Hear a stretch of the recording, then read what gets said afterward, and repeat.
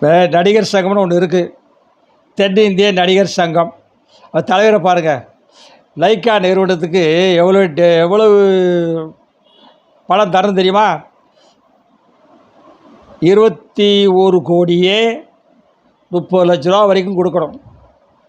இவர் இப்போ நடிகர் சங்க தலைவராக இருக்கார். சொத்து மதிப்பெல்லாம் காமிச்சிருக்காரு. அதெல்லாம் பார்த்துட்டு தான் அவங்க கொடுக்கலாம்னு சொல்லிட்டாங்க. மதிப்பு இருக்குங்க. அதோடு சரி, இவர் திவால் ஆகிட்டார். இப்போ தான் கல்யாணம் பண்ணுறதுக்கு ஒரு பொண்ணை தேடி ஒப்பந்தம் பண்ணார். பாவம், இனிமேல் அந்த பொண்ணு சம்மதிக்குமா? சினிமா துறை அப்படி தாங்க இருக்குது. சொத்து இருந்தால் தானுங்க மதிக்காளுங்க. சொத்து இல்லைன்னு எவ்வளோ கட்ட மாட்டாளுங்க. எல்லாம் நடக்காத ஒன்று. பாவம், என்ன செய்ய போகிறாரோ அந்த பொண்ணு, என்ன செய்ய போகுதுன்னு பாருங்கள், பொறுத்திருந்து பாருங்கள். சொத்து இல்லை அவருக்கு. சொத்து போச்சு. 3 காரு, 21 கோடியே 30 லட்ச ரூபா அவர் கொடுத்துடணும்.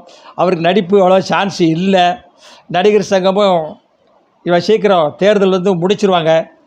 அடுத்து அவர் என்ன செய்ய போகிறாங்கிறத பொறுத்து இருந்து தான் பார்க்கணும். இது ஒரு செய்தியாக சொல்கிறேன். அரசியலே பேசிக்கிட்டு இருந்தால் உங்களுக்கு போர் அடிக்கும். அதுக்கு தான்.